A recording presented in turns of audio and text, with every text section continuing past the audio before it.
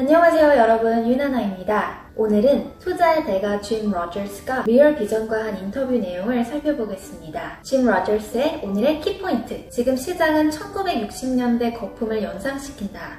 주식과 채권 시장에 거품 현상이 보인다. 비트코인을 구매하지 않은 것을 후회한다. 금과 은을 사라. 중국주가 싸다. 먼저 짐 로저스는 워렌 버펫을 포함하여 조지 소로스와 세계 3대 투자자에 속하시는 분입니다. 퀀텀 펀드의 공동 설립자로 5조 8천억 원 정도의 자금을 운영하였으며 무려 4,200%의 수익률을 거두신 분이죠. 그리고 1987년에 세계적인 주가 폭락 블랙 원데이를 예측하신 분입니다. 주가가 역대급으로 폭락했을 때 공매도로 하락장에 베팅해서 엄청난 수익을 내신 분이죠. 이때 당시 콜롬비아 비즈니스 스쿨에서 강의를 하고 있었는데 당시 짐 로저스가 블랙 원데이의 폭락을 예측한 것이 널리 알려지자 기자들이 인터뷰를 하겠다고 막 강의실까지 밀고 들어왔다고 해요. 그리고 당시 시장이 붕괴될 것이라 확신한 이유는 거대한 거품 때문이었다고 말했는데요. 당시 짐 로저스가 판단을 했을 때 주식시장이 첫 보기에도 너무나도 이상하게 뜨거워져 있었고 모두가 엄청난 기세로 투자를 하고 있었는데 사람들은 뭔가에 홀린 듯 정신이 팔려서 호황이 영원히 지속될 것이라고 생각하는 모습이 너무나도 버블이 징조로 보였다고 합니다. 그럼 당시 시장의 버블을 예측한 짐 로저스는 어떤 투자 철학을 갖고 있을까요? 짐 로저스의 주요 투자 철학으로 유명한 말이 있는데요. Swim your own race. 자신의 길을 걸어라. 본인도 예전에는 다른 누군가나 전문가들이 자신보다 훨씬 똑똑하고 옳은 선택을 하는 사람들이었다고 생각했다고 하는데요. 그래서 다른 사람들이 하라는 대로 하고 있는 대로 따라했을 때는 좋은 결과가 나타나지 않았는데 그들과 다른 선택을 하더라도 자신이 직접 공부하고 결정한 결과는 항상 좋은 결과를 냈다고 합니다.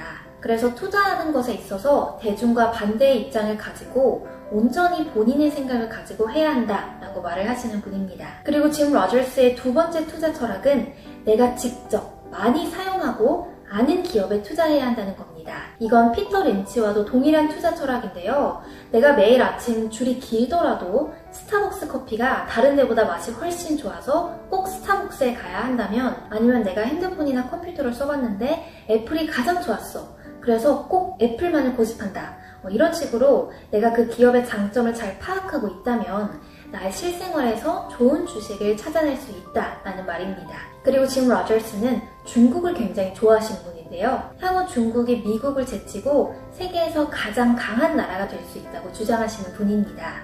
다음 세계를 좌지우지하게 되는 패권국은 중국 외에 있을 수 없다.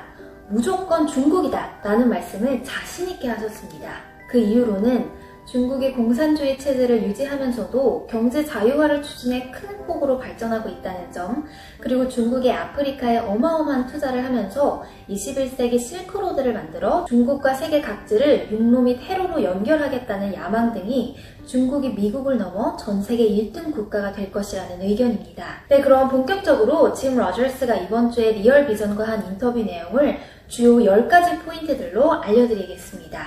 1번. 대량의 돈이 인수해되고 있습니다.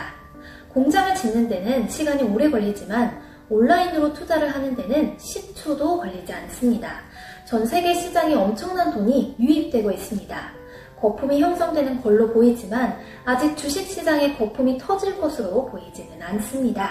두 번째, 우리는 모두 시장의 거품을 겪어왔습니다. 그리고 우리는 언젠가 또 거품을 만나게 될 것입니다. 끝은 아주 참혹할 것이죠. 만약 당신이 거품이 잔뜩 낀 주식을 샀다면 절대 돈을 벌 기대를 하지 마십시오. 3번. 내가 이런 상황을 처음 본 게 아닙니다. 60년대 때 주식 이름에 컴퓨터라는 말만 있어도 주가가 지붕을 뚫고 날아갔습니다. 그 주식이 하는 사업이 컴퓨터가 아니라 세탁기일지라도 상관없었습니다. 아무래도 이 말은 사람들이 충분히 기업에 대한 공부를 하지 않고 전기차면 전기차, 배터리면 배터리, 이렇게 4차 산업이나 유망한 종목에 속해 있다 생각하면 무분별하게 사고 있다라는 말로 해석됩니다. 네 번째, 요즘에는 새로운 투자자들이 셀 수 없이 생겨나고 있습니다. 그리고 그들은 돈을 버는 게 얼마나 쉬운지 또 얼마나 재미있는 일인지에 대해 말합니다. 또 스펙주들이 많이 생겨나고 있는데 보통 이건 강세장의 끝에 일어나는 현상입니다. 미시시피 회사, 사우스시 회사 등 300년 전에 일어났던 일들이 다시 일어나고 있습니다. 여기서 짐 로저스가 말하는 미시시피 회사는 1684년도에 설립된 북미와 서부 프랑스 식민지에서 사업을 독점했던 회사인데요. 이 지역의 토지 개발과 투지 현상이 너무 과열되기 시작했고 금융가의 반대자들이 지폐를 한꺼번에 금과 은으로 바꾸려고 시도를 하면서 은행이 위기에 처했는데요. 이때 산업의 중심이었던 미시시피 회사가 결국 휴지 조각이 되어버렸습니다. 그래서 이 미시시피 버블이 이코노믹 버블의 최초 사례 중 하나입니다. 그래서 무분별하게 단지 유망한 섹터의 기업들이 마구마구 생겨나는 게 그리 좋은 사인은 아니다 라고 말하고 있습니다. 그리고 요즘 스펙주들이 너무 많이 생겨나고 있고 이게 또 하나의 버블 현상이다 라고 말씀해 주셨는데 최근에 하버드 비즈니스 리뷰에서도 스펙주에 대한 위험성을 경고했고 골드만삭스의 최고 경영자 데이빗 솔로몬도 스펙주의 붐이 중기적으로는 절대 지속 가능하지 못할 것이라고 말했습니다. 그래서 여러 전문가들이 지금 스펙주에 대한 위험성을 경고하고 있습니다. 5번째, 채권이 세계 역사상 이렇게 비싼 적은 없었습니다. 따라서 채권은 확실히 거품 속에 있습니다.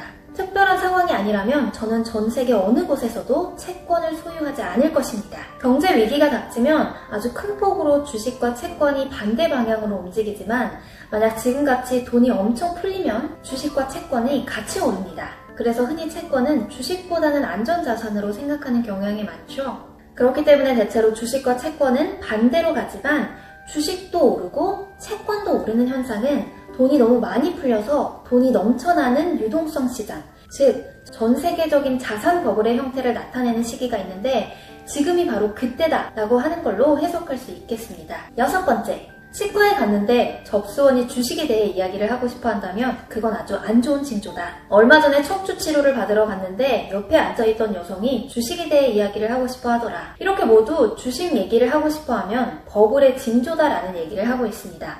이건 피터 린치의 칵테일 이론과도 비슷한데요. 만약 칵테일 파티에 갔는데 거기에 주식을 하는 자신이 있고 치과 의사가 있다면 모두가 치과 의사에게로 가서 자신의 충치에 대해 얘기를 한다는 거예요. 하지만 어느 순간부터 그 칵테일 파티에서 치과 의사를 포함한 모든 사람들이 자신에게 주식에 대해 물어보고 싶어 한다는 건 버블의 신호다라는 게 피터 린치의 칵테일 이론입니다. 네, 7번째, 금과 은은 모두 지붕을 뚫고 날아갈 것입니다. 우리의 과거 역사를 보면 사람들이 정부와 돈에 대한 신뢰를 잃을 때마다 모두 금과 은을 샀습니다.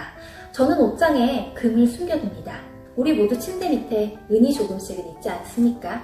8번째, 비트코인을 샀어야 했는데 비트코인을 사놨으면 참 좋았을 것 같다. 하지만 수많은 가상화폐들이 사라졌다.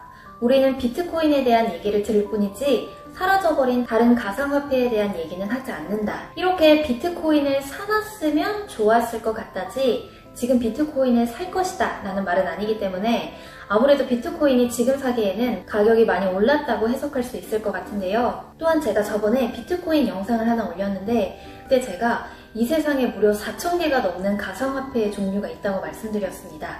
근데 이 중에 수십 개가 사라진다고 해요. 그래서 비트코인 외 다른 가상화폐의 위험성과 이게 아직 얼마나 취약하고 쉽게 사라질 수 있는 존재인지에 대해 얘기하는 것 같습니다.